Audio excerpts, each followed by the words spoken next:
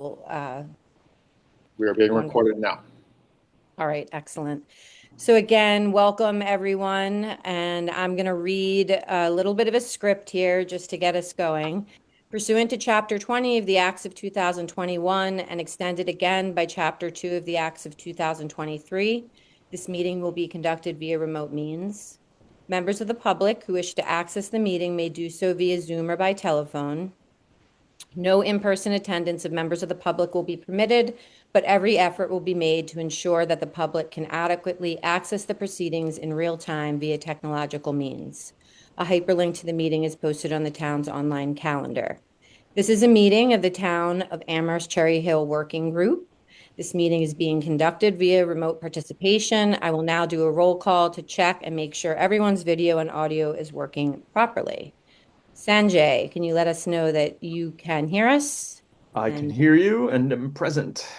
excellent. Ryan, I can hear you and I'm present. great. Sarah, I can hear you and I'm present. Hillary, I can hear you and I'm present. Chris, I can hear you and I'm present. Anurag. I can hear you and I'm present. Excellent. David, Yes, I can hear you and I'm present. okay, and Ray, I can hear you and I am present. excellent. Jose,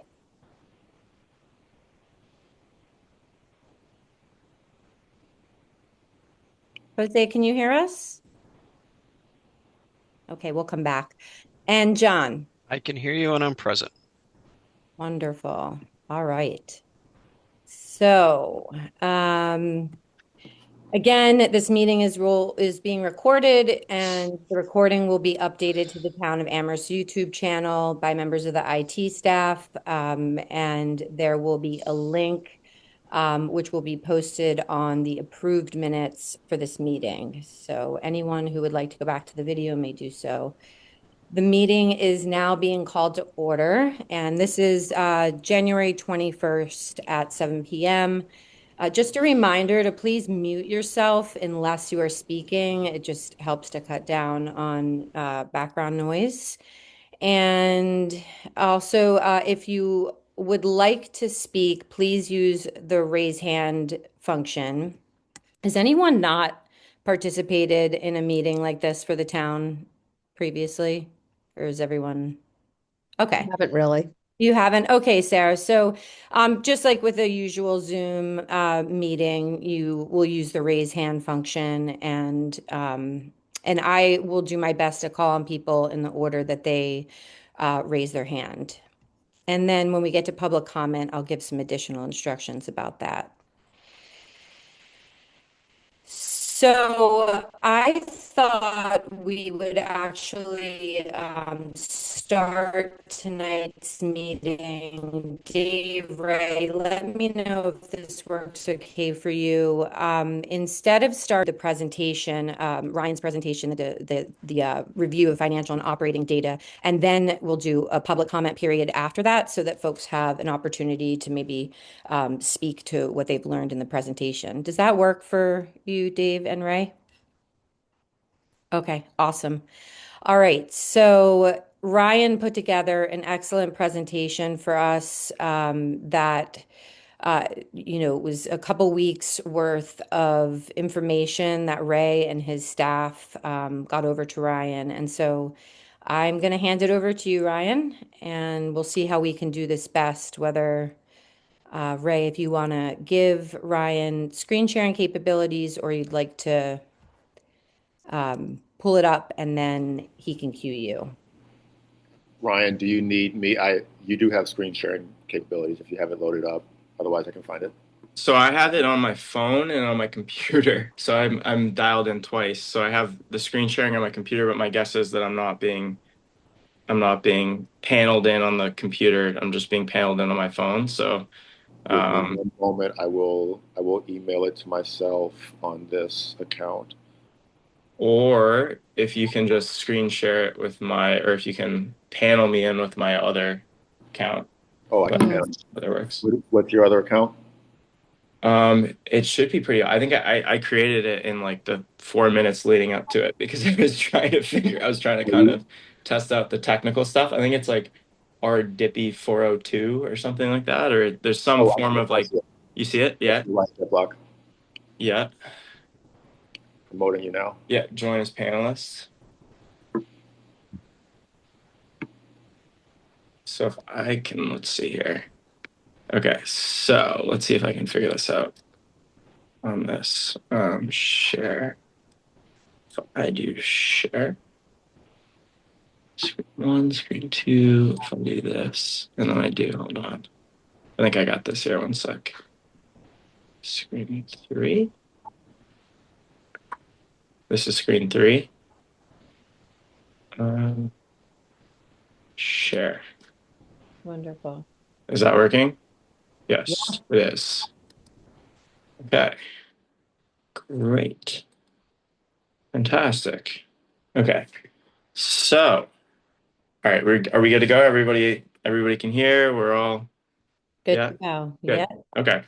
So I just want to start off and I just want to say thank you to, Ray, Jose, John, Marion, because I mean, you guys have seen the back and forth. There's been, probably 6 weeks of data fetching, and this has been, a bit of an ordeal. So I think, thank you guys for helping me to like pull this together and trying to get a clear picture of what's going on here. I'm going to start basically with just like an overview. So we're going to, the first call it like 8 to 10 slides are just going to be kind of filling everybody in on what the numbers are and what things look like. And then we're going to get into some of what I think are kind of low hanging fruit recommendations.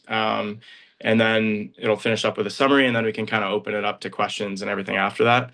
I think the biggest thing here to start is that we need to marry revenue with cost. I think that it's taken 6 or 7 weeks to basically pull this together. There's been, I don't know, maybe 20 different docs, 15 different docs to try to piece together the revenue side of the equation, the cost side of the equation.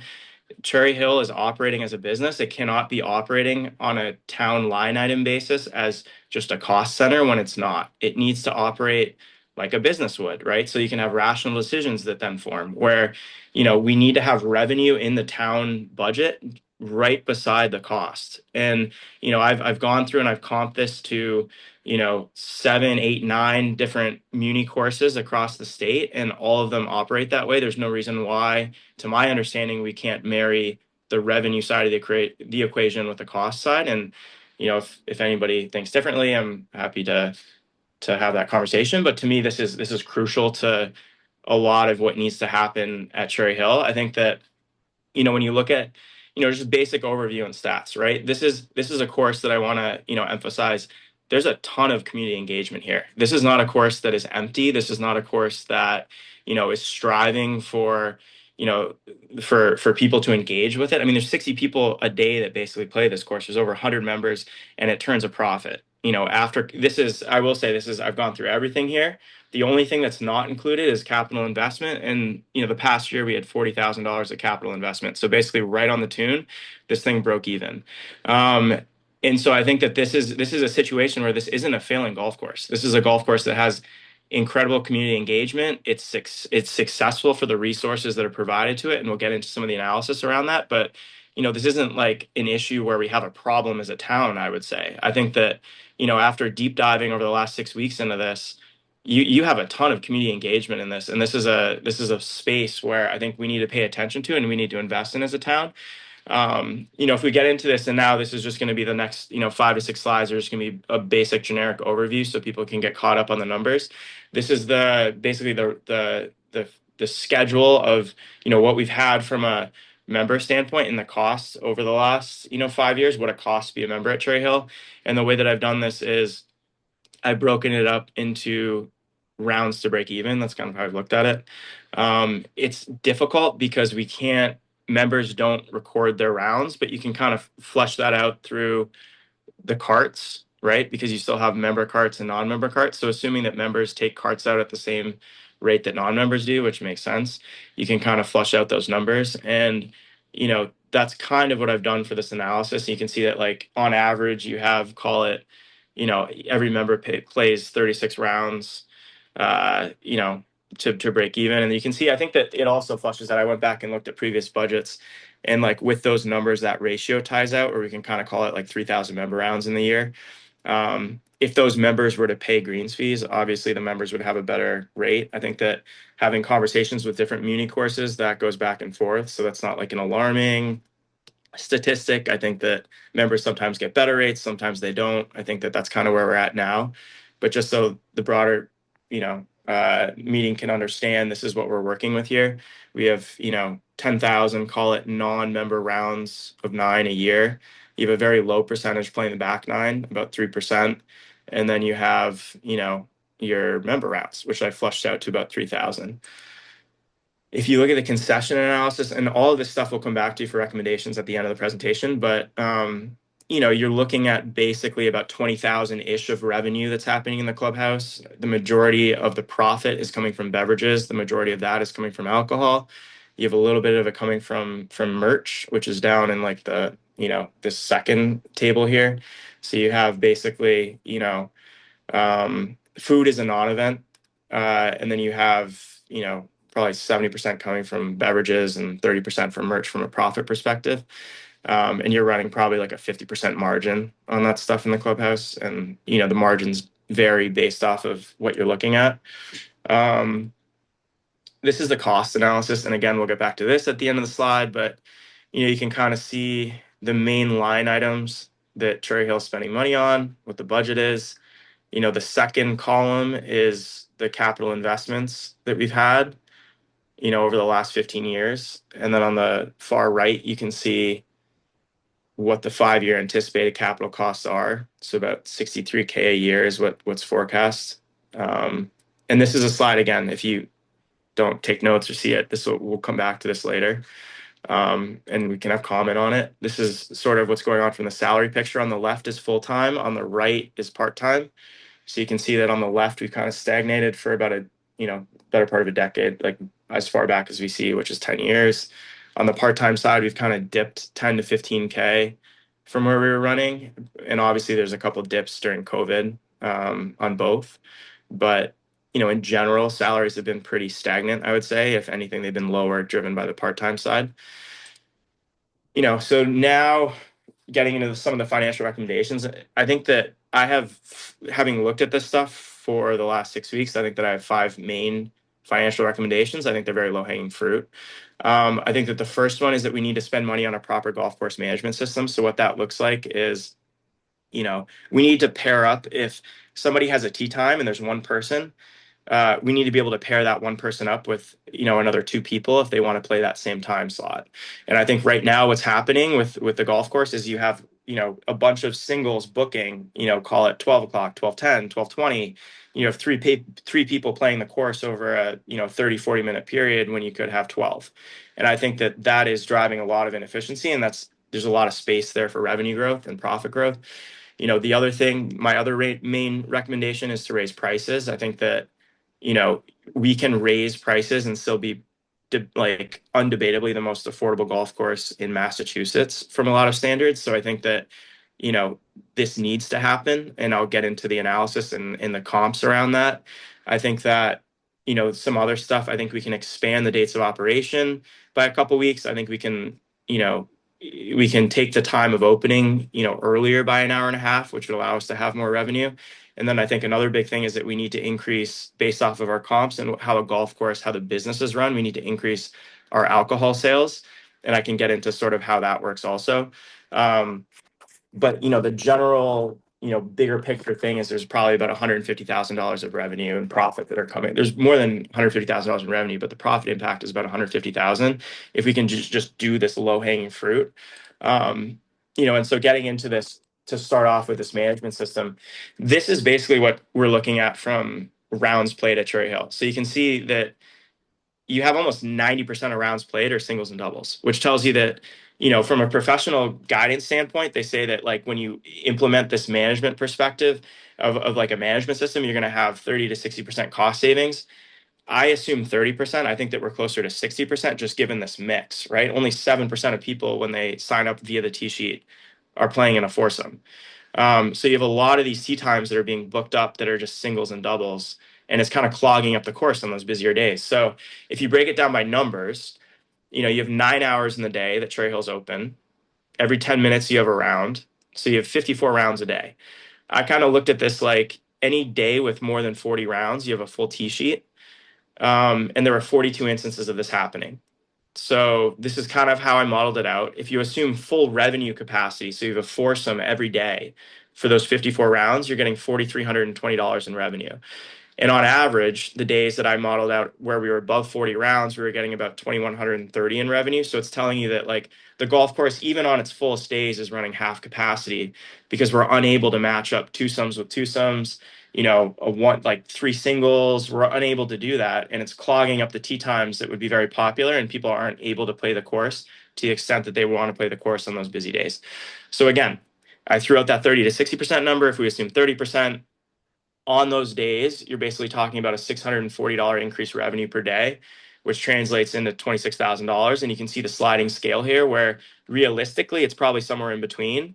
And I would argue that it's closer to the 60% number, but I'm taking the 30% number where this is something that we need to implement. We need to have a system here where it will not only give us more information, but it will also allow us to more efficiently pack in the rounds that people are playing at Cherry Hill from a revenue perspective.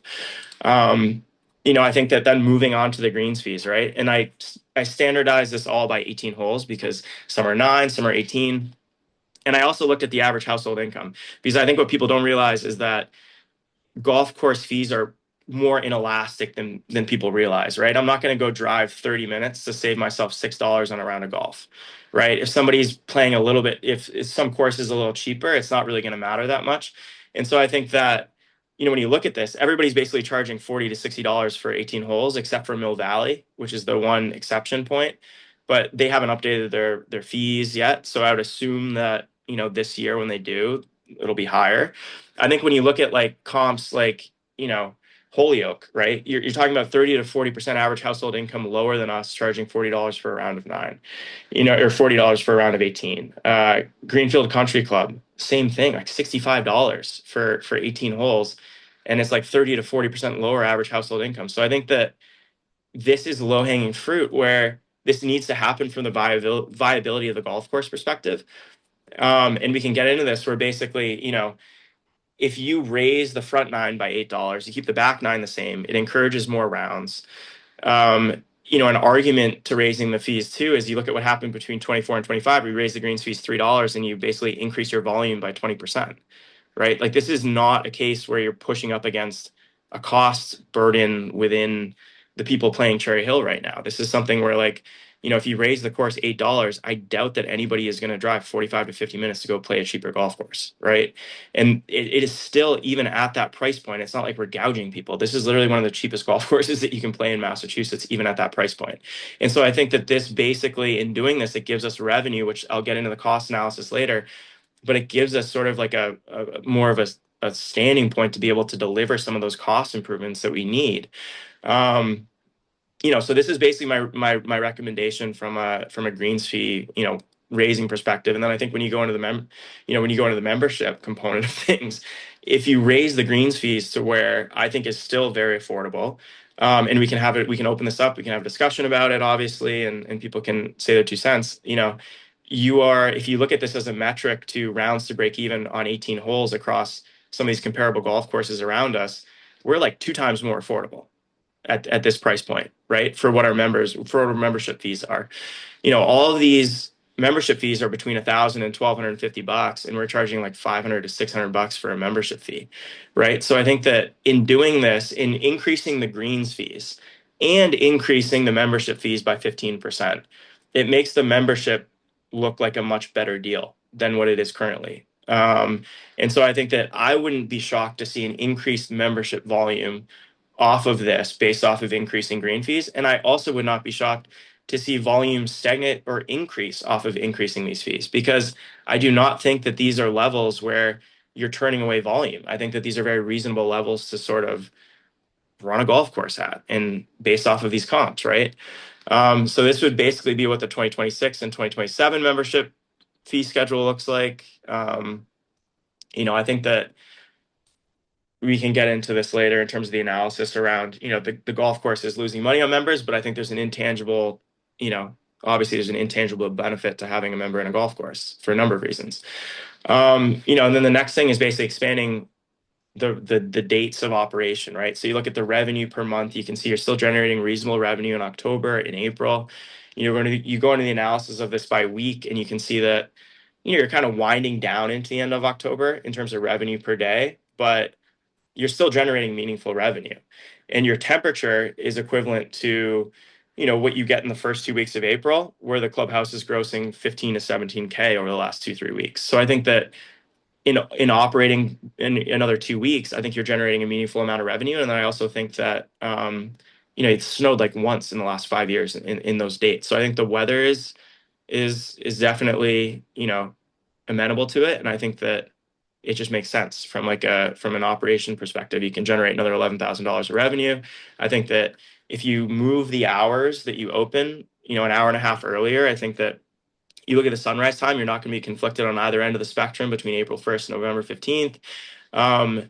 Even if you handicap that 146 an hour that Cherry Hill generates in revenue, and I handicapped it by 15%, you're still generating an extra $23,000 in revenue by opening an extra hour and a half earlier over the course of the season. That's 209 days.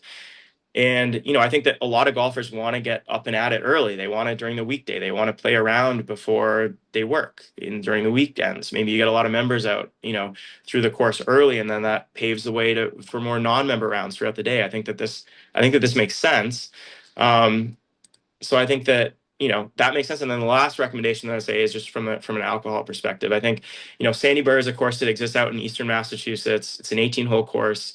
They do 80,000 9-hole equivalent rounds, but it's an 18-hole course, so you got to handicap that a little bit in terms of the volume. But basically, Cherry Hill does 16.25% of their volume. Sandy Burr, and this is a public course, by the way. This is a public community course. So Sandy Burr does $550,000 in alcohol sales per year. So if you basically multiply that by our volume, we should be at closer to 90,000 for alcohol sales. You need to handicap that obviously by price. I think that we need to raise our prices a little bit. So you have $5 for domestic beer, $8 for craft seltzer, which I think is very reasonable. You're looking at like $62,000 in alcohol revenue. And I think that that's what we should be targeting. This comp comes in line, by the way, with a couple other golf courses that I looked at. So this isn't just like an outlier where, people are drinking a lot of alcohol at Sandy Burr. This is a tenet of a golf course is the alcohol revenue. And you look at how that happens. We need to have a full liquor license. So we need to open up, our bar. We need to get a full liquor license, which I think it should be town to town. It should be relatively straightforward. I think that we need a card attendant on weekends. You can see sort of here on the right, the chart that shows you, the busiest days and the revenue by day. I modeled this out as $250 a day. Most, card attendants make $750 to $2,000 a day at golf courses. So this is incredibly conservative once again. And I think you need to pair that with a course ranger, because I think you need to have outside alcohol enforcement to some extent. And I think that the course ranger can then do a number of other functions like pace of play, can help with the tee sheet, can help with, people respecting the course, right? So the course ranger brings a lot of other things to the table. But if you fund the course ranger with a card attendant, and the card attendant's making more money than the course ranger, costs, I think that it's just like a win-win. And this is also a very conservative estimate. So I think in reality, this picture looks like something between a course ranger and a card attendant. It looks like something like $20,000 in added revenue. So now let's get into some of the cost analysis. So I think that when you look at this, a few things stand out here. And I've had a lot of conversations with other golf course superintendents about this. I've had a long conversation with John about this. If you look at the line items that are going over versus the budget, right? Like equipment maintenance is $15,000 over, for instance. He's got like acts of God in there, right? So there's a lightning strike and you need to come in and fix something, that's $5,000 out of that budget. There's irrigation that's coming in there. You basically have a golf course, from my, my objective understanding of looking at these numbers over the last 6 weeks, that is, for all intents and purposes, being run into the ground from a cost perspective. This course cannot continue to operate if we continue to fund this golf course the way that we're funding it. And you're seeing this in this budget, where this budget to me is one of the most unrealistic things that I've ever seen for a golf course, where you're just seeing, stuff is coming out in all different ways, right? if you look at the capital investment that we've had, we didn't have any capital investment between 2018 and 2023. These numbers that we have, Cherry Hill Greens mower, top dresser, like rough mowers. I ran this past a friend of mine who's a superintendent at Sky Meadow. They basically have a fleet of $5 or $6 million in cumulative across machines. He was looking at these line items and he was like, oh, this brand new is $120,000. This brand new is $90,000. We're buying our equipment at 30 to 40% discounts. So we have old machinery. So when you have old machinery that you've been running, you're going to have overages on equipment maintenance and all this other stuff. You're basically running this course at the bare minimum. And, we'll get into this, but again, it's because you're divorcing costs and revenue, right? In my opinion, how the town's looked at it, it's looked at it like a cost center. And so it's trying to run it like a budget, like it runs a normal budget where it's a cost center. It's not, it's actually producing revenue. And that's what's kind of frustrating, right? Because if you continue to run this thing into the ground, it's not going to exist anymore, right? So I think that we have to be careful with this and we have to take it seriously. This is a golf course out in Eastern Mass, Old Salem Greens, a Muni 9-hole course. You can see what's highlighted. They fund it. Basically, we have an $87,000 budget. They have a $727,000 budget for a 9-hole Muni golf course, right? So this is 7 times to 8 times more funded than Cherry Hill is. And you can see, right? This is the numbers. You can go Google, you can look it up, right? Look back to 2006, 2007, 2008. Look at where we were spending for Cherry Hill.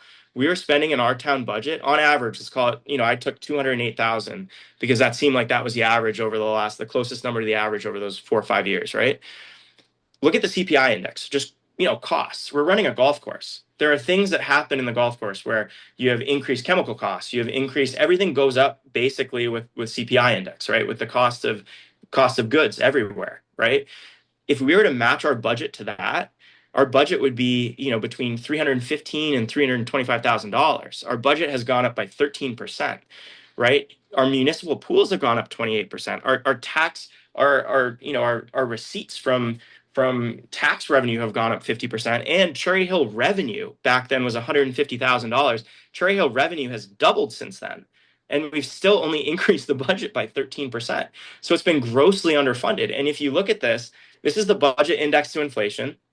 On the left column, this is what the budget should be just to break even, just basically off of inflation. The actual budget is in the second column, and then in the third column, you can see the surplus and shortfall versus those two things. And you can see what's happened is something happened in 2017 where we were funding this golf course great, 2015, 2016 great. In 2017, something happened, and cumulatively since then, we've underfunded it by about $500,000, and that is just on OpEx. Remember I said that we didn't have any capital investments between 2028 and 2023. I don't know what happened. And again, I don't have history with the town back that far, but something happened there where people just decided they're not going to invest in Cherry Hill. That's problematic when you have something that's not a cost center. It's not losing money. It's generating the town revenue, and it's causing a lot of engagement. You have, again, 13,000 people playing this golf course every summer, and someone decided to run it into the ground in 2017, or there was some decision. Maybe it wasn't. Maybe it just happened and it fell by the wayside, but it's not how a golf course should be run. We shouldn't underfund from an OpEx perspective $500,000 and have no capital investment for 5 years. You're going to have issues with that, right? And I think that that's kind of where we're coming to. When I look at financial recommendations from the cost perspective, I think that we need an associate superintendent in the golf course. I think that John is doing this all by himself. We have massive key man risk. John has been very vocal about the fact that he wants to retire in the next 5-10 years. You cannot have somebody retire and not have anybody understand what happens in the golf course once he retires. He's the only person that can operate machines. If he breaks a shoulder, if he has an injury, the grass does not get cut. He's the only person that's able to do that. He's the only person with machine licenses. So we need to have somebody, just from a key man risk perspective, from a workload perspective, and from a succession planning perspective, if we want to run this golf course for another 10 years, to basically be in an associate superintendent position. I've modeled this out with costs. I understand that there are benefits associated with it. And then on top of that, I think we need to hire one more part-time 40-hour equivalent person. We need to double the chemical budget. Sandy Burr's chemical budget is 30 times our chemical budget. Old Salem Greens is 5 times our chemical budget. We cannot run a $15,000 chemical budget. What that is fertilizer. I've spent a lot of time talking to John. He wants to fertilize the greens in the fall time so they look good come spring. He can't do that anymore. He listed off maybe 10 or 11 things that he cannot do anymore because he does not have the budget. Why does he not have the budget for this when the course is turning a profit? It makes no sense. It is counterproductive to what we're trying to accomplish here, in my opinion. I think that, and then the other thing is, I think from a, and we'll get into this from a vision perspective, but I think whatever the course makes in profit for the next 5 years should be dumped back into capital improvements because the town has underinvested in the course so heavily for the last 5 years. And that's just a reality. And I think that if you can run something at cost zero for the town over the next 5 years, where the amount of community engagement that we have, and we can get into this as a community, as a committee, we have the next 7-8 months to increase community engagement and everything else. That's a win. That's a massive win. And so I think that we need to be running this thing at zero cost and dumping whatever profits exist back into the budget. This is basically a projected budget that I have with those increases. This is what the numbers come out with the revenue recommendations, with the cost recommendations. The course is a little bit more profitable. And again, I would dump that all back into capital improvements to the course because we've underspent on it for the last decade. The $100,000 is something we can talk about next meeting, which is non-traditional revenue sources, which I think are very important. But this is basically the vision where you run this course at a zero cost, burden to the town for the next 5 years, but you're cognizant of the revenues and the costs. You're not treating it as just a cost center. It's revenues and costs. You're running it at zero cost to the town. You're dumping back the profits into capital, that what we've underinvested for the last 10 years, basically. And, eventually after 5 years, you're going to have a situation where CapEx takes a step down. When John eventually retires, that will free up a full-time position, and the golf course will be running at $100,000 to $200,000 a year in profit that they can contribute to the recreation budget. And I think that should be the ultimate vision and the ultimate goal. But, in the meantime, we need to kind of manage what we've underfunded for the last 5 years. And we've underfunded an asset that's getting a lot of use, that's profitable. And I think that the reason why the community has this view of it is because it took me 6 weeks, literally, to figure out the revenue and the cost of this thing. It's not clear. But once it becomes clear, there's no reason why, in my opinion, there should be disagreement that this is somehow a failure of a golf course, or should be looking to do something else with it, or we should be looking to, repurpose it. Like, this is a profitable golf course that has a lot of engagement, and we just need to basically manage this better as a town, in my opinion. And so, moving on to the next meeting, I think that we need to have a discussion around voting on these increases in prices. I think that we need to purchase a management system because that's very low-hanging fruit. The card attendant ranger thing makes sense. The full liquor license makes sense. We need to hire an assistant superintendent and a part-time equivalent to help John. These are things that, like, if we wait for another year and a half, we're actively driving this golf course into the ground. So we're almost shooting ourselves in the foot, and there's no reason to. The golf course opens in 3 months. Like, this committee was convened for a reason, and there's no reason why, we can't, I don't think, manage these changes before the course opens. I think that, for the next meeting, what I sort of laid out for the non-traditional revenue side of things, I think I'm happy to look at like a driving range. I think there's a lot of revenue and profit potential there. Someone mentioned a wedding venue the last meeting that we had. I think that makes a lot of sense. A golf pro kind of manages the merchandise, also brings in a lot of engagement and revenue. Someone can manage that and look at that. Golf course grants. We talked about this last meeting. Someone can look at that. Maybe we can get some of these capital improvements for cheaper. Kitchen menu food. Are we doing burgers, hot dogs? Are we doing a full menu? Are we just doing snacks? Does it make sense? Someone can look at that.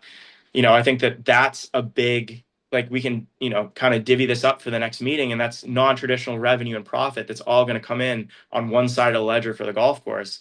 I think that also we need to have a discussion about just management in general, in the sense that, this needs to be sustainable after this meeting. There were a lot of, when I had conversations with Jose, with John, like Ray, like they're aware of what's going on here. This isn't something where the people that are working at the golf course don't know that these things exist. The issue is there's no conduit for them to express that and have it actually be imparted via change.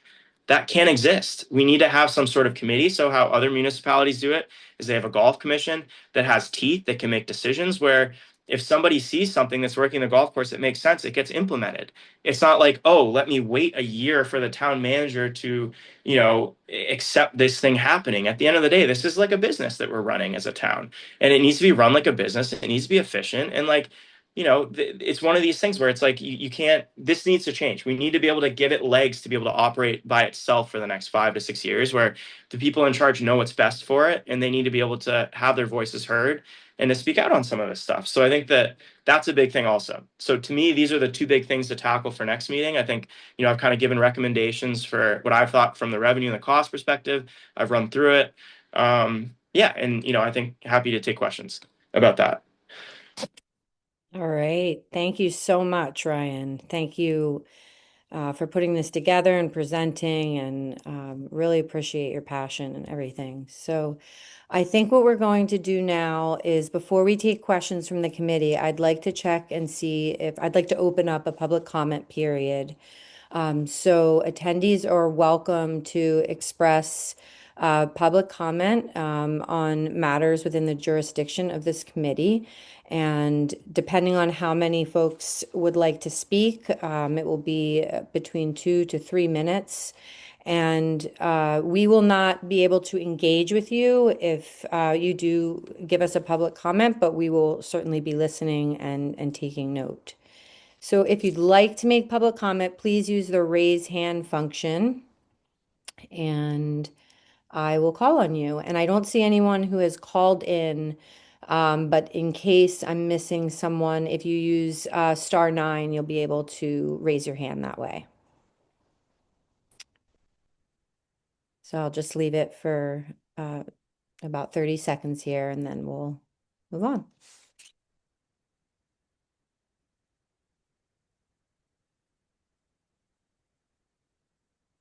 And just for folks to know, there are 7 attendees tonight in the meeting. All right, so I'm not seeing any hands, so I am going to close the public comment period for this meeting, and we will open up now to member questions. And Ray, or whoever's controlling the screen, if we could put up the framing questions that were in the packet. And for attendees, there is a public packet where you can find this presentation along with other items for tonight's meeting. So if we want to pull that up, and then whoever would like to begin, just raise your hand, and I'm going to call on people in the order that I see the hands go up. All right. And Dave, I'm going to start with you. I'm going to let other members go, but I just, if we could, I appreciate everything Ryan shared, but generally we don't talk about staffing, or not staffing, but specific staff personnel related matters. So out of respect for John Coelho, I would prefer that we not talk about or speculate on John's retirement. We just don't do that in public session. So that's just my quick comment. I would appreciate that out of respect for John and his long career with the town. Can I just also just Ryan, hang on. Let's just leave that for now, and we can talk about it. Yeah. But thank you, Dave, and thank you, Ryan. Okay, Hillary. Yeah, thank you, Ryan. That was a remarkable presentation. You clearly have a knack for deep diving into figures that I don't, so I appreciated that. I have some concerns about where you think we can go to very quickly, and in terms of the percentage that we can raise fees, whether it's for membership or for rounds, because I do feel that it will put it outside of a lot of other courses around here, many of whom are only looking at 10% increase in fees. And I think that is related to the current economic system or situation that where many of us are finding ourselves in. So we do need to ensure that we do not close the door on many people. I also feel that we have to justify raising the costs given the condition of the course. And I am fully on board in relation to needing to upgrade that and looking at this whole scenario as a business venture, not as a town line item, if you like. I think there are many ways that we can explore that in lots of different approaches. I think there are individuals within the town who could assist that, who would welcome the opportunity to provide some input, whether that's in the course management superintendent side of it, whether it's in the management system, whether it's in sales of liquor. I'm not convinced that a full liquor license is needed, or a course person running around with liquor. It's a 9-hole course. And so I think there are lots of ways that we need to dig even deeper into this. But in essence, there are lots of ways that we can ensure that Cherry Hill stays with us as a golf course if we can address the lack of appropriate funding in many ways that has gone on for the last 5 or 6 years, but has put us in this scenario. And I'm happy to put all of this in writing and send it through, if that helps. Thank you. That's wonderful, Hillary. Thank you. And we'll have some notes coming from the meeting as well. So I think what we'll do, Ryan, is go through everyone's questions and try to have a discussion, and then we can come back to some responses. Okay, so the next hand I saw was Sarah. Hi. Thank you so much, Ryan. Like following those emails, like your and Ray's tenacity and pulling all that data together was impressive.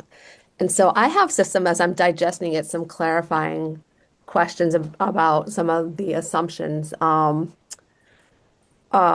some of the revenue. And this is not challenging. I'm curious if we even have these data. Like, are the tee times, do we have information about how frequently or how many times a day people call to have a tee time booked, and it's already booked with like one person? Like, do we know that there's a need for that those 4 slots would be filled? Yeah. I mean, so the way that I did it was I was basically modeling it off the busiest days, right? So you think about it that way. Like if you look at the busiest days, like I wasn't looking at the days where you have, 10 tee times booked where you have no idea. I was looking at the days where you had more than 42 out of 54. So from like a percentage perspective, it was a very busy day just from a tee time booking perspective. You had, 75, 80% of the tee times booked. In those days, if someone's taking a prime slot, right? Like that's kind of the idea where you have they're almost certainly missing people who would have filled those slots. And you can see that from a revenue perspective too, right? Like we're running on our busiest days, we're running at 50% revenue capacity. Like our busiest days, we should be running at like 75, 80% revenue capacity, right? So it's right, as long as there are people who want to play on the course. Yeah. Well, right. But I mean, I think that's like an assumption that like, you have to assume where it's right. Yeah, perhaps. And I wouldn't expect you to, thank you for that, to have done this, but the cost of a management system, which, if we're going to try and fill all the slots, makes perfect sense. But just thinking about well, I mean, think about it it's from both angles, right? Like this exercise took 6 weeks and it had to pull from about 25 different documents, right? Like if you have a management system, you can crunch numbers and you can figure out answers a lot quicker. So I would assume that there are probably 5 more ancillary answers that come from a management machine that isn't even modeled in here that you can figure out, right? So just from an informational value perspective, it makes sense because it's so cheap. But secondarily, I think that like, yeah, there's massive issues with not being able to pair up tee times. Like that's just like I don't know. That's like again, like the estimates. Like, and I've talked to a lot of different golf courses. You can look at this. Professional estimates are basically 30 to 60% efficiency gains from this, and I'm all out of 30%. And I think that if I was looking at revenue on those days and revenue was sitting at like 3,200 out of 48, you know what I mean? Like revenue was pushing the upper bound of what you could do in a day, then I would be like, okay, well maybe, this is not going to create as much efficiency gains as we would think. On our busiest days, we're running 50% revenue capacity. Like it's just that to me is just such like a low hanging fruit. Like, Okay, thanks. I think my only other thank you for that other question was the same as the prior speaker. And it's kind of in terms of raising the greens fees, which I absolutely think would be possible. But then and again, this is just kind of more thought for the group too, like the state of the course, it needs more fertilizer, it needs more chemicals, it needs more help. And so that kind of like, yeah, and I don't know how to figure that out, but something we think about as we go forward. Yeah. I mean, let me put it this way. So like I was going to respond to that also. I think that even after these, like think about it, like I could have shown you a slide where I indexed things to the price of a Cinemark movie ticket, right? And these greens fees should be $28 2 years ago. This is the problem. The problem is not that we're raising fees so much aggressively this year. The problem is fees were not raised aggressively enough for the last 2 decades, for the last 15 years. That is the problem. There's no reason why they shouldn't have been. Why we should have let costs drift higher with CPI and revenue shouldn't have been raised in line with it, right? And it gets back to this problem where we're divorcing revenue and cost, where it's not operating like a business. This is something where even if we raise greens fees to $28, like this is still the most affordable course on an 18-hole basis, literally, in all of Massachusetts. Like besides Mill Valley. That's what we're talking about. Go look at the comps. Like I've looked at 40 to 50 different golf courses on this, and I chose the ones that were most representative of Cherry Hill in that comp table. Again, this is a scenario where it's not like we're raising prices and this is unaffordable. We're raising prices and we are still the most affordable golf course in all of Massachusetts. And we have an average household income that is in the top quartile of all of Massachusetts. So why should that be the case? I don't think it should be the case. Why are we handicapping ourselves like that? All right, Ryan. Thank you, Sarah. Thank you. I'm going to go to Sanjay. Yeah, thanks, Michelle. Actually, if I may, I'd like to yield my time to Chris and let him go first. I'm kind of interested to hear what he has to say before I speak. So, Ryan, thank you very much. That was an unbelievable packet. So, is there, like, I've heard the management system like 3 or 4 times. Does anybody have, like, Ryan, do you have like an idea of how much like a newer management system would cost?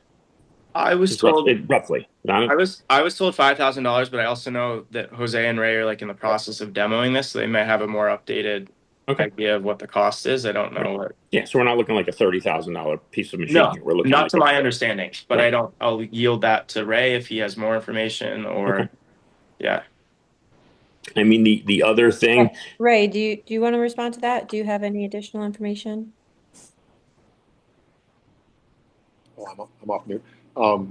We are looking. I can actually pull Marion Jordan is in our waiting room right now, but we are looking at coincidentally a management system that would do this. It would answer a lot of the issues that Ryan spoke about, but funding it is a place where we're going to be creative. If you want me to introduce Marion on that right now, we could talk about where we are in the conversation, but it's really just a preliminary conversation right now. Okay. Well, yeah, let's put a pin in it and we'll come back to that. Yep. Great. Chris, go ahead. I mean, Ryan, the only other thing that I didn't see on the list of maybes to help, was golf outings. That's the 2 things, kind of go hand in hand with those is, you get member, you get cart, and also you get, usually some, there's some money spent at a bar, on that specific day. The only other thing, walking the golf course, is I didn't see any lines, for any kind of tree work. I mean, the tree work there is probably 15 years past due, for maintenance and for, greens and stuff like that. I mean, I just got a couple of tree numbers, a tree company with like 3 or 4 guys or, people for the day is anywhere from $375 to $400 an hour. So that's like $3,000 a day. But it's. I mean, I think John could not necessarily save any more money because I agree. I looked at that budget and I was shocked. It's just other ways to help improve on that golf course. I mean, I think, and I don't know if this is possible. I mean, a lot of other golf courses that I belong to or play at, there's a spring appreciation day in the spring where members and stuff like that are encouraged to come out and just help John get that initial spring cleaning started, which sometimes is, after the snow and everything like that, there's going to be branches everywhere. So sometimes that's a helpful, and that's not a cost, and it's bringing more engagement to that club, Yep. But otherwise than that, and I do agree with your proposal, but I also do maybe agree with, doing, and I would do the research on this with, I agree with a helper, but I also agree with, with the town sometimes. Maybe we look at some, autonomous lawnmowers or something like that, because that seems to be, I think, talking to John too. I mean, he's going to have trouble finding that position, to fill somebody too. It's crazy right now what greenskeepers are going through to try to fill positions. Nobody's going to take that job at $15 an hour. It's not a thing. So. Thanks, Chris. Were you finished, Chris? Yes. Yeah. Okay. Sanjay. Sure. Thanks, Michelle. I want to just sort of dump a bunch of things into the record here, and then we can have discussion about any of them that people are interested in. I think that that improving the management system, I wholeheartedly support. This past summer was the first year that I played regularly at Cherry Hill with my son, and I was surprised by some of the ways in which the existing management system doesn't work. First of all, as Ryan has pointed out, that tee time is fully occupied by any single individual who reserves. And second, that there was no way to pay in advance for junior golfers online. So I was surprised by those things. So management system, thumbs up. I think more staff for sure. I wholeheartedly support that as well. I think greater availability of food and beverage service in the clubhouse and making it feel like more of a place people might come to. It's quite a pretty place. I would hang out there. And I think that that's true of other people as well, if there were more of a reason to hang out there. I'm a little more hesitant on the price increase. And if I were to concisely express my hesitancy about that, is that I would not support price increases without a commitment from the town that the increased revenue would at least, perhaps not 100%, but to some agreed upon percentage, that increased revenue would flow back to the golf course. And I know, Ryan, that there's sort of assumption or proposal in your entire slide presentation that money would be available to the course, but that won't be true until it's true. Yeah, that makes sense. Yep. And then I think two more things. I'll try to be concise. Juniors. The people of Amherst will authorize spending for youth sports. They will not authorize spending for adult and old people sports. And so juniors is that comment. And then finally, I'll close with something that's maybe a little bit more philosophical. It sounds like a great idea to treat Cherry Hill as a business and to marry cost and revenue when the course's revenues are outperforming expenses. It will sound less appealing if the pendulum swings and we're in a situation in which we have been in the past where revenues are underperforming expenses. And so I don't think that government services are businesses. I think they are government services. And it's true that when a government service is outperforming in terms of revenue its expenses, it should see some benefit of that. It's also true that when a government service is expending more than it is generating in revenue, it may still be worthy of existence and support. Thank you, Sanjay. Hillary. Yes. And Sanjay, as an old person, can I please ask that you might rephrase that? As opposed to calling me an old person. I don't consider myself to be old. Okay. I didn't call any individual old, Hillary. No, you did not. And I also, however, I don't think it's kosher to say the old people. I said adult. Anyway, thank you for having listened so carefully. Oh, you're welcome. Anyway, in terms of golf management, Sanjay, just for the record, I also heard old, and I flagged that. So I said both adult and old. Okay, all right, thank you. So in terms of golf management systems, at Amos Golf Club, we introduced Chronogolf this last year with our new pro, and we had the basic level at 5,000, which does not provide sufficient infrastructure to allow the compilation of multiple people onto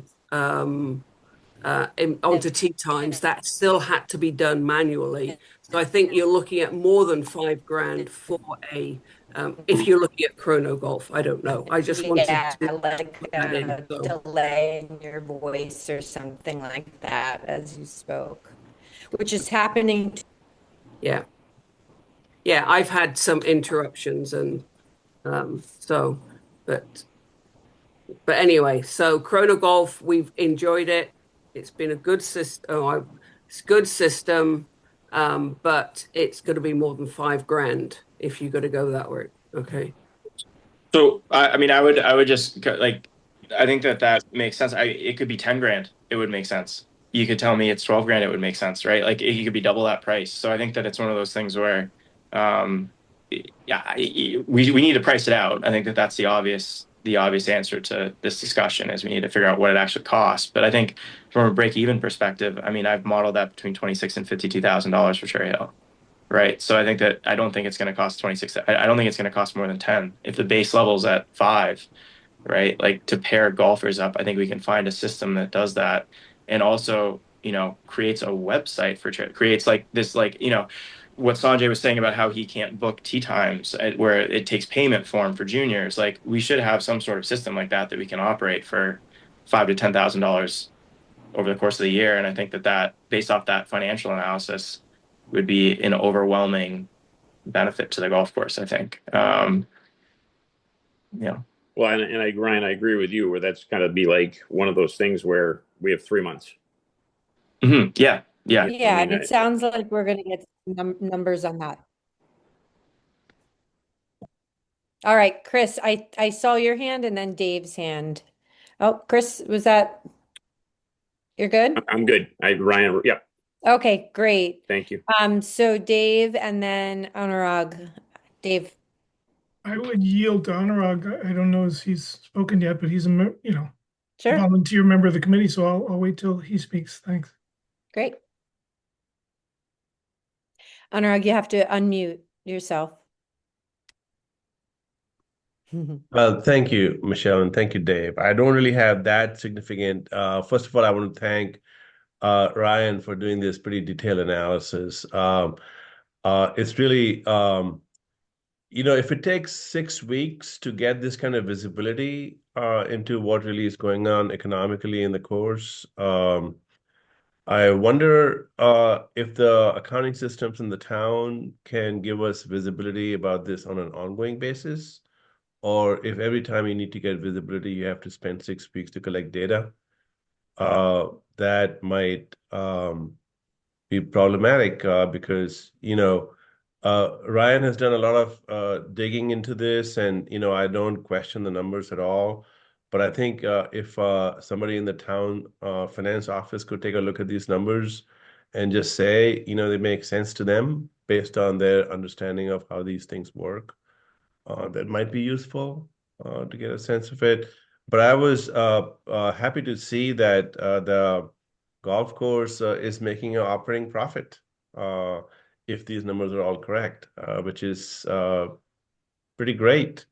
So if it is making an operating profit, then what is missing really is the capital expenditure.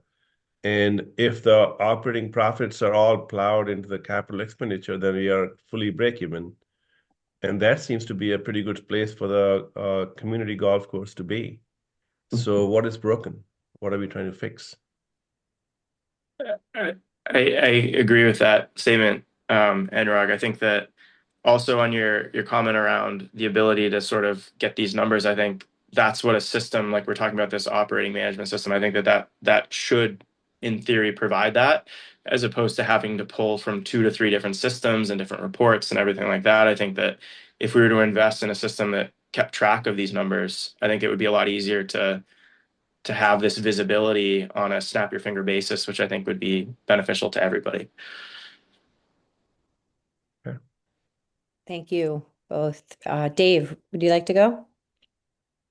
Sure. Thanks. Thanks, Michelle. Yeah, my comments are going to be a little all over the map, but somewhat random. First, I want to thank Ryan and the staff of Amherst Rec for pulling this all together. Really, this is exactly what, the intention of, at least part of the goal, the charge of this working group is all about.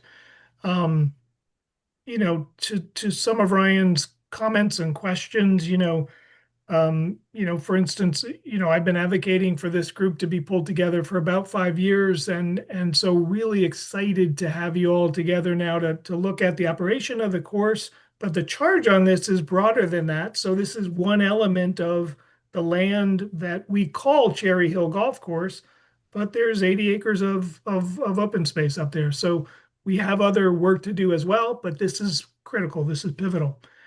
So I'm really excited that Paul Bockelman pulled this group together and picked such a talented group. I really appreciated Ryan kind of starting out of the gate with like low-hanging fruit. What could we do that is relatively easy? And I really like this discussion about the management software. I think that's really good. I would like, I don't think our management, our finance team has had extensive time to look at this. I know Ray talked to our finance director, but that's a great recommendation. I think Ray and I need to sit down with our finance director and really go through this and say, did we get everything to Ryan that we needed to get to him? And really look at particularly our data. Is our data solid? And then Ryan, we could begin to look at some of your recommendations and assumptions for moving forward. One question I'd have for Ray, and that is, I am not sure benefits are included in this data. So I just wanted to put that out there, that the cost of benefits is, I don't believe, factored into any of the cost. I included benefits in my analysis in the slide. Did you get those benefits from Marion? Yeah. Really? Okay. Yep. Okay. Well, that's good. That's good. I apologize. I didn't see the benefits either. I was going to mention the same thing, that I did not see the benefits in there, but I may have just missed it. I also appreciate, Ryan, your comments about really looking at this. I know it's frustrating, but in large part, this is the way municipal government operates. I'm not saying it's the best, but to Sanjay, I think it was Sanjay's point, this is not a business. It is to provide a service to the residents of Amherst and visitors to Amherst. But I will say that historically, and I think I mentioned this at the first meeting, Cherry Hill used to be an enterprise fund, which is a way that municipalities can put, as you said, Ryan, costs together with revenue and really look at it as a bottom line budget. We changed Cherry Hill, and I don't remember which year. We changed it back and put it back within the recreation budget some years ago for the very reason, I'm not sure if it was Anurag or Sanjay mentioned, because it was losing money. And as an enterprise fund, it cannot lose money. So it is a break-even budget.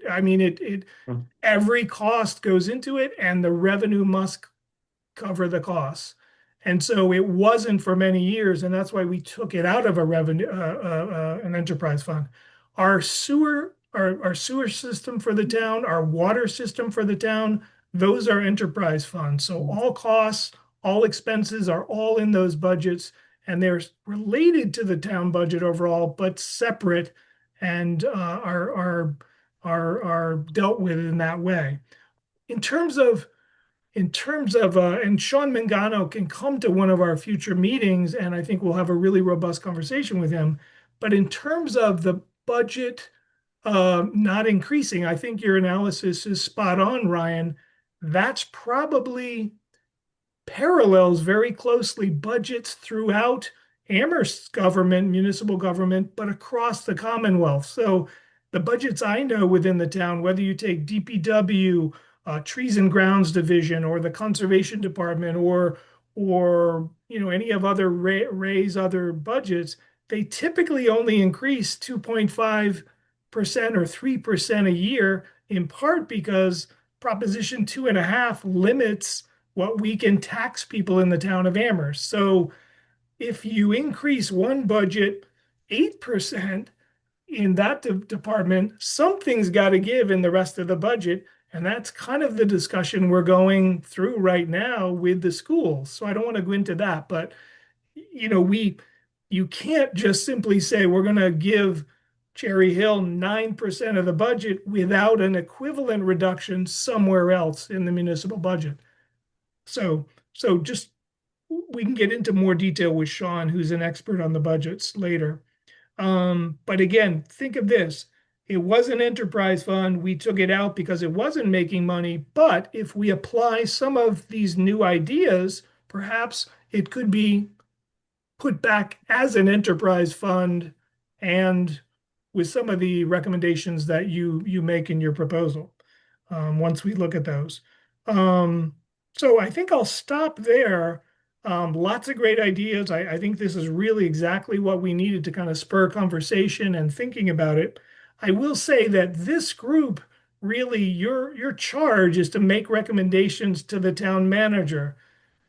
You can vote on those recommendations, but it's not necessarily, those recommendations aren't necessarily going to be implemented, and they certainly may not be implemented as quickly as you would like. But the goal is to put together a report that basically goes to the town manager, and then staff, both finance and Ray and his staff, will kind of analyze those and say, okay, 5 out of 7, we want to move forward with. How do we do that? And one of them might be to move Cherry Hill back to be an enterprise fund. I don't know the mechanics of that because I'm not a budget expert, but Sean could walk us through that. So thank you, Ryan. This is really great stuff. So a couple of things. That makes sense. I think you raised one question about the data.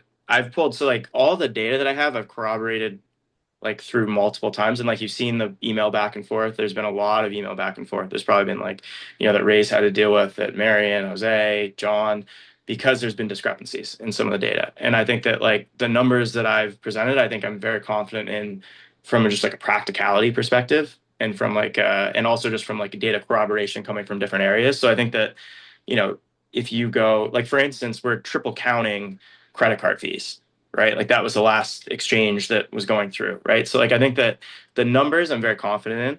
I think that the question around the enterprise fund, and this goes back to what Sanjay was saying also, I think makes a lot of sense, where it's like, it is a service, it's not a business. I think that what I was trying to get at is, you can have you just need to represent it somehow where there's revenue attached to the cost, where, you have a town budget line item, just put the revenue alongside it. You know what I mean? Because I think that it allows people to remind themselves. I mean, you're talking about a 2.5% to 3% increase in the budget.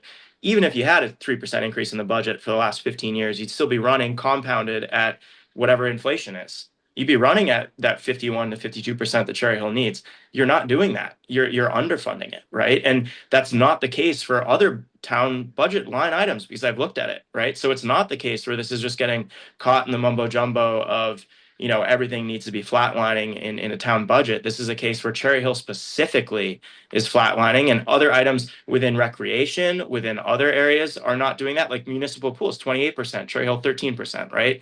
So I think that that's an issue when revenues are growing, right? It's just one of those things where like the town has to look at it and be realistic, where this isn't something where we're losing money and it's leaking out at an increasing amount of like, it's breaking a profit to an extent, right? So it's just like, I'm not questioning, the data at that level, Ryan. I'm just saying it's just prudent for the finance department to look at it in total. Absolutely. Absolutely. Yeah. And I will say that many other budgets have been flatlined because I oversee some of them.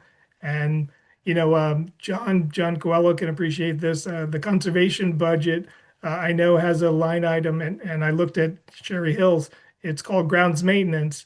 It was pretty much the same in 2004 when I began, and here it is 2026. And it's about $5,000, and that has never increased. Yeah. And look, I mean, that's an issue. But I think that the issue is here, you have revenue that's not, right? And that's the difference here. This isn't conservation, whatever is flatlining conservation, you don't have people paying to get into the park where that's increasing and that budget is flat. And so like all I'm trying to do is merge those two things. Right. And I think the last thing that I just want to say is that on the time component, I mean, this has been laid out January 21st right now. The course opens in 3 months, like more than 3 months. Right? That is enough time. And I don't care what needs to happen. Like I'm happy to push forward and talk to and have those conversations to make changes that if this committee all agrees on, and like the committee can agree, we can discuss what we think makes sense, but that needs to be pushed to the town manager before this course opens, because it makes absolutely no sense to run this course at a suboptimal pace in a number of different ways for another 12 months. Right? Like I get the fact that this doesn't operate efficiently, but it doesn't mean that we can't hold that to our standards, right? It's like, it's hard to get a word in edgewise, but yes, there may be low-hanging fruit that we can institute sooner than later, but some of the larger changes may take longer, Ryan. It's just the way local government works. So, for instance, changing to an enterprise fund may take a year. I don't know, but it's likely not going to happen in the FY27 budget. It might be possible. I think that's where Sean Mangano can help us.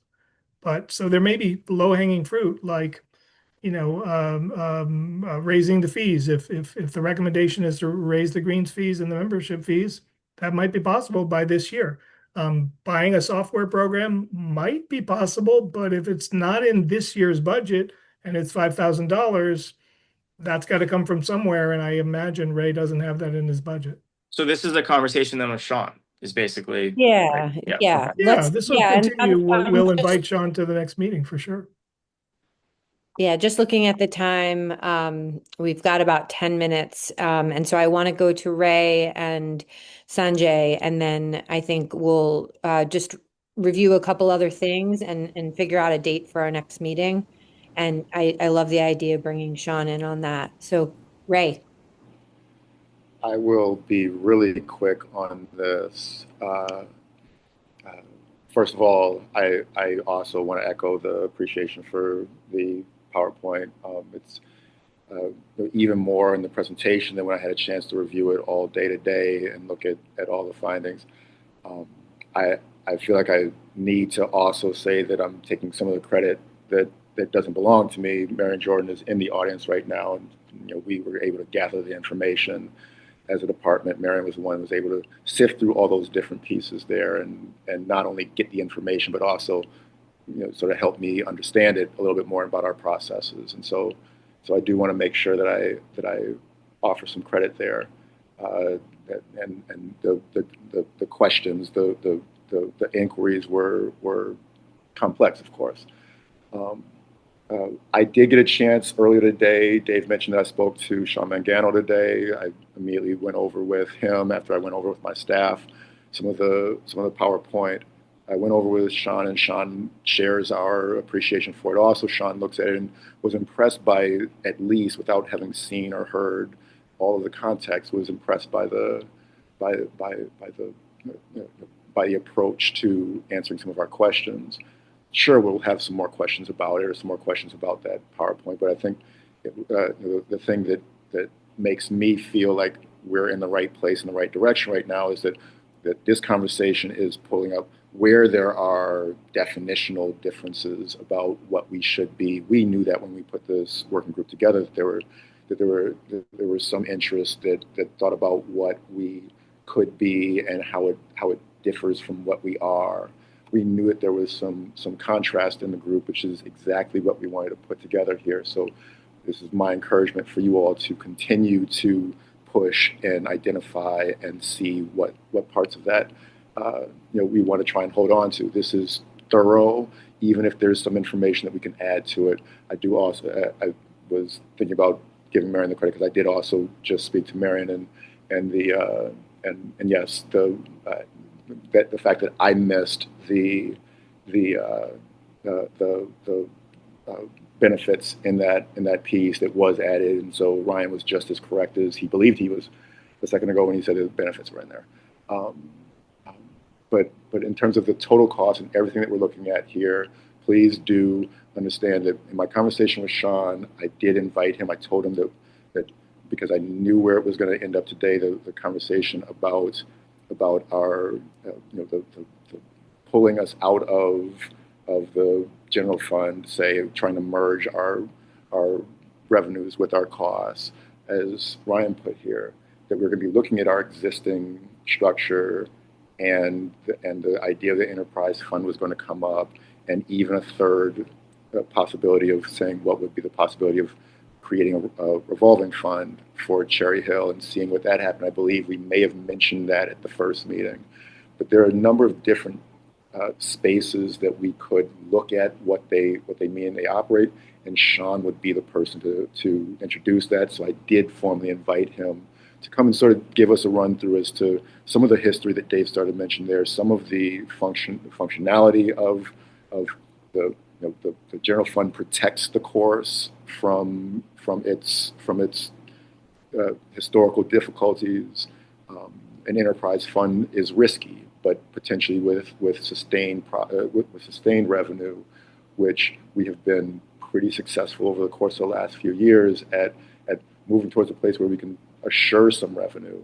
I think it's the time to at least start thinking about what it looks like to move back in that direction. And then obviously the notion about outside management would be another thing that we could look at in terms of how we could operate these same principles in another space. But there are a number of different options on the table for us, and I think it is the appropriate time for us to think about having Sean come in and give you more information as to just what those differences are. Thank you, Ray. Sanjay? Thanks, Michelle. I think the single most important thing that Ryan showed us tonight is that we need to think about cost. We need to think about expenses versus revenue, not expenses versus budgeted expenses. And I would just like to say that out loud. That is the thing financially that I was most interested in becoming clear through the work of this group. And I think Ryan has demonstrated that very capably. And I think it is something that is misconceived by lots of the public. The financial operations of Cherry Hill should be assessed in an expenses versus revenue, whether it be positive or negative. But that's the way to look at it. So I wanted to just note that. And then I had two technical questions. One I'm now going to defer to when Sean can join us. And the second is for Ray, I think. who and how is it decided what the greens fees and membership prices are for Cherry Hill for a season? Who decides and how is it decided? That is my staff under some advisement from the finance department, with some advisement, some encouragement from the finance department, but that is our staff. Thank you. Thank you. Sarah, did I see your hand? Yeah, I wanted to second Sanjay's comment about that was actually the same thing I took away. I didn't understand the finances of the golf course before, and I think that whether it's through an enterprise fund or stays in the town budget, that bringing that revenue and expense together is really critical. I was also going to ask just a little bit about decisional process because time is short till the start of the season if we want to try and do things before then. And so one of the things was greens fees, and Sanjay asked that. And then also, is outside of the annual budgeting process, are there opportunities to, like, the course management system seems like it's pretty critical. And I agree, waiting 12 months is a long time to wait to implement something like that could have make such a big difference. So I don't know who could speak to that, or there may not be time tonight to talk to it, but we can kind of put a pin in that for understanding, like, moving forward so that we talk and then we have action and how that could happen. Thank you, Sarah. Absolutely. Dave?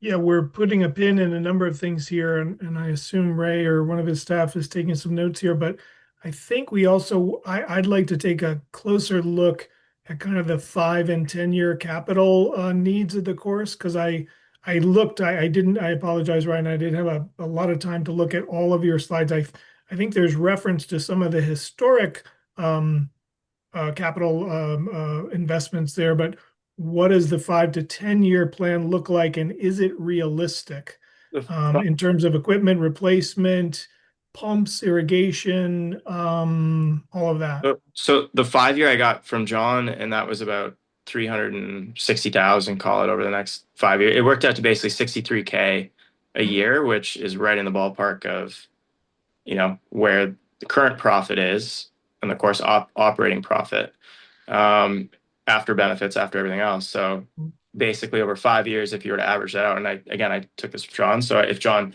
thinks differently, I'll yield to him, but that was sort of what I laid out, where it's pretty reasonable for 5 years. I think 10 years for a capital investment perspective is very difficult, but 5 years is doable. And that was the number that he gave me, was probably, 60 to 70K a year, which I think is very reasonable. It's not like we're looking at anything that's crazy on our hands right now.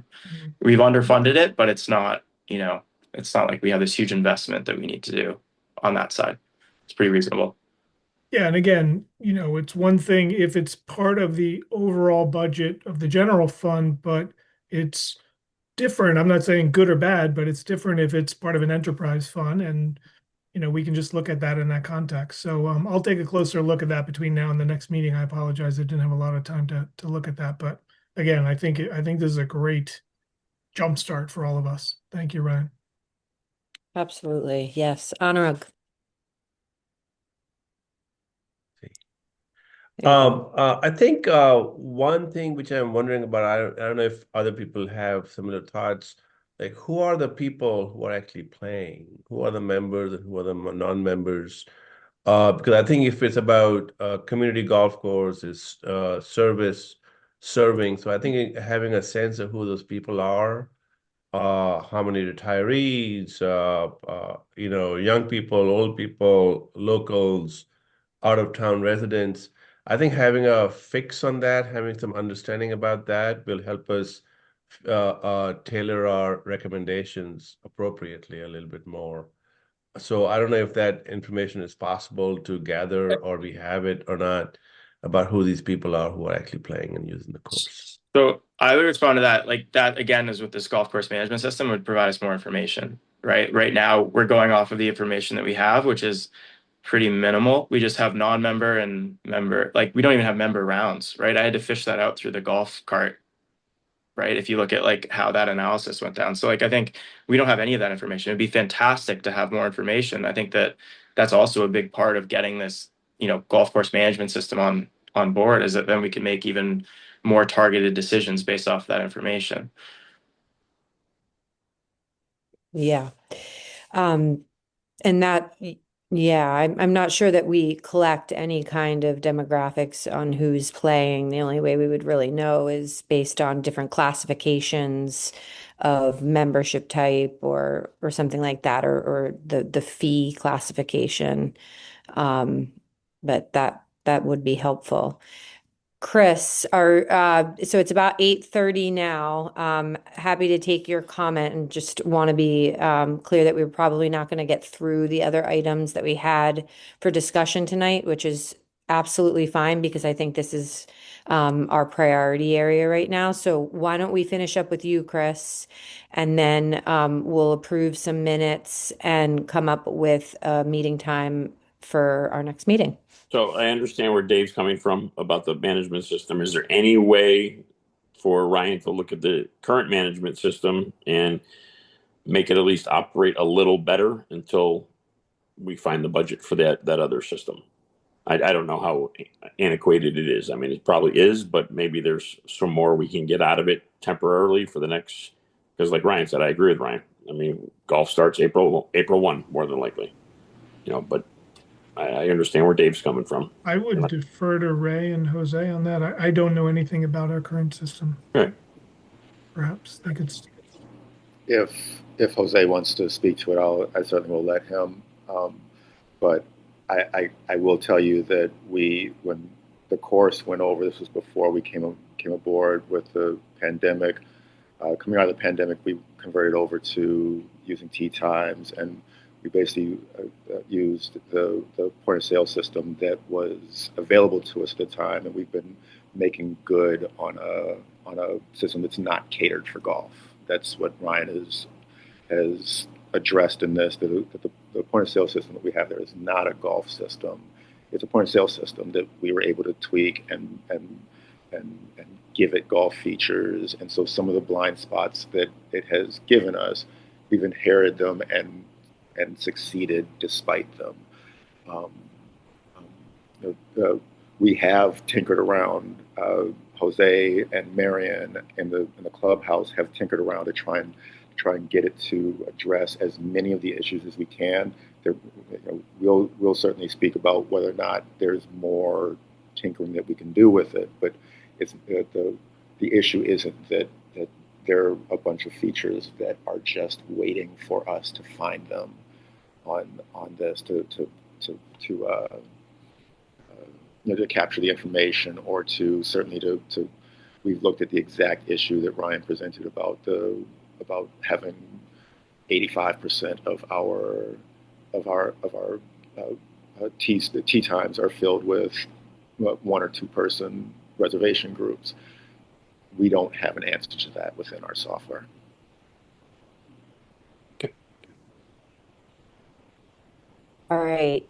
Well, this has been a really great first discussion. And again, thank you to everyone who pulled the information together. Thank you to Ryan. Thank you to all of the members for such great questions. And also just at least for me, it feels like a lot right now. And as Dave pointed out, this is only one piece of our charge.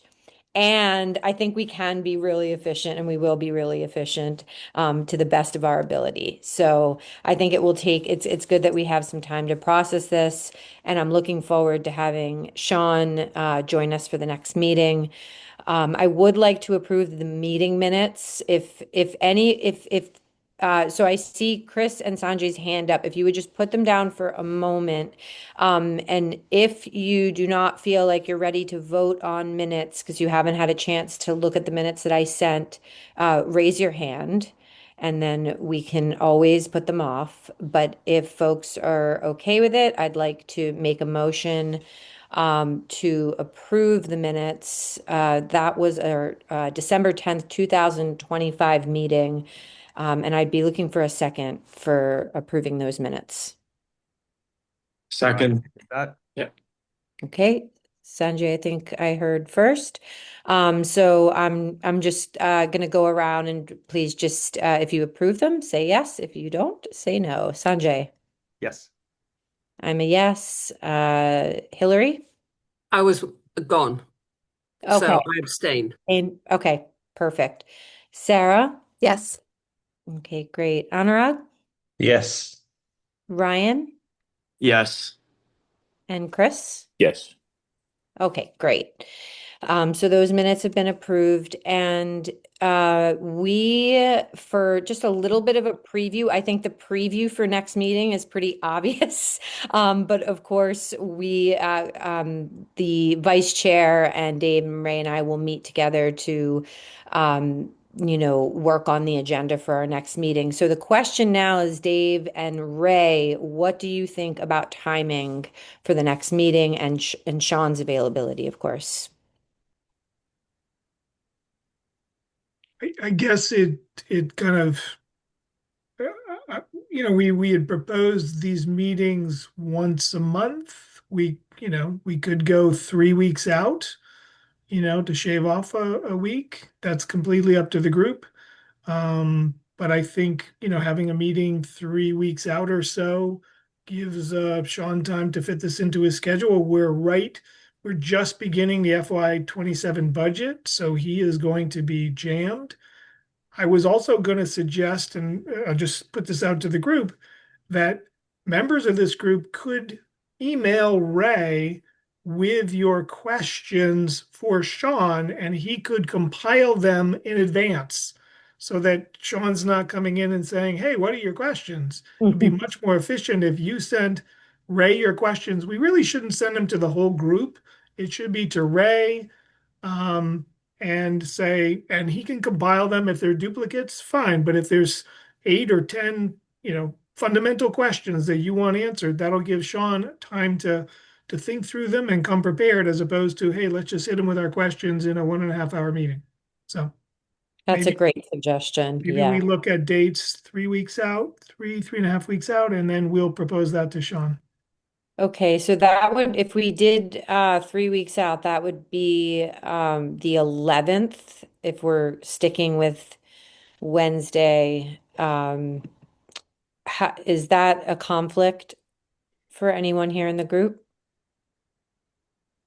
I Hillary? might 7:15 would be better for me because I have an appointment that might run a little closer to 7 than 6:45.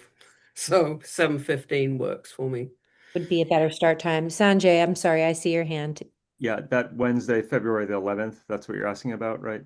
Yes. That's a no for me. I'm at a work conference in New York City on that day, Okay.